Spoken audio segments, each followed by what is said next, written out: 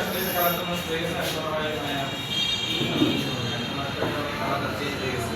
দেখো এটা এখন চেঞ্জ করা যাবে না, যে অবস্থায় আছে বোঝা যাচ্ছে তো।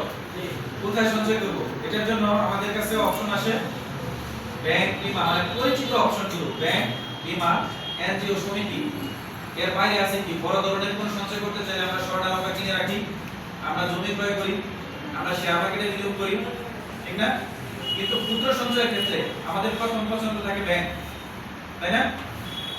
ক্ষুদ্র সঞ্চয়, ছোট ছোট সঞ্চয় 1000, 2000, 5000, 10000 এই ধরনের সঞ্চয়ের জন্য আমাদের হচ্ছে বেস্ট অপশন হচ্ছে ব্যাংক। এটাকে আমরা বেস্ট অপশন মনে করি। আর বীমার কথা বললে তো একটু নেগেটিভিটি চলে আসবে, তাই না?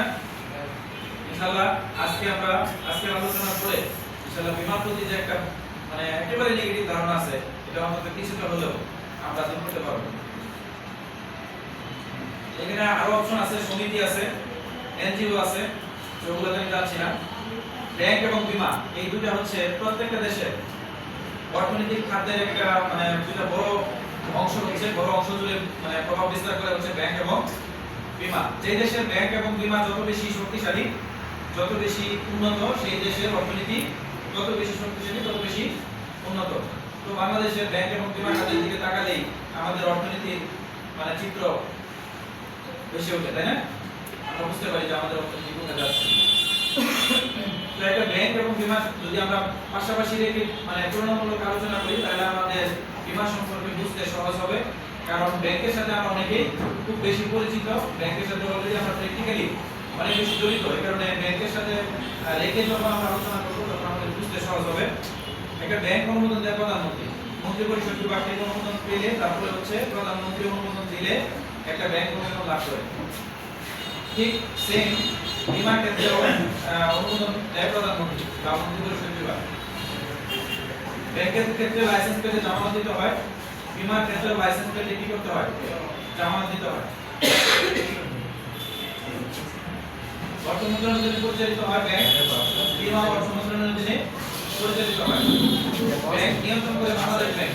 সারা বাংলাদেশে টোটাল 67টা ব্যাংক আছে, এই 67টা ব্যাংককে নিয়ন্ত্রণ করে কে? বাংলাদেশ ব্যাংক। এটা আমরা জানি। বাংলাদেশে যতগুলো বীমা কোম্পানি আছে, এই বীমা কোম্পানিগুলোকে নিয়ন্ত্রণ করে IDRA. IDRA means insurance development and regulatory authority, বীমা উন্নয়ন নিয়ন্ত্রণ কর্তৃপক্ষ। বাংলাদেশে টোটাল 82টা ইন্স্যুরেন্স কোম্পানি আছে। আমরা জানি কলকারখানা, ফ্যাক্টরি এরকম আছে না, এদেরও কিন্তু বীমা হয়।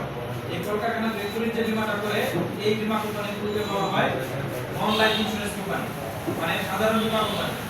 এরকম কোম্পানি আছে 82টা, এরকম কোম্পানি আছে 46টা, আর লাইফ ইন্স্যুরেন্স কোম্পানি হচ্ছে 36টা। দুইটা মিলিয়ে টোটাল আছে 82টা ইন্স্যুরেন্স কোম্পানি। বাংলাদেশে যে আমাদের বিষয়টা নিয়ে আজকে সেটা হচ্ছে লাইফ ইন্স্যুরেন্স। আমাদের দেশে মোট 36টা লাইফ ইন্স্যুরেন্স কোম্পানি আছে।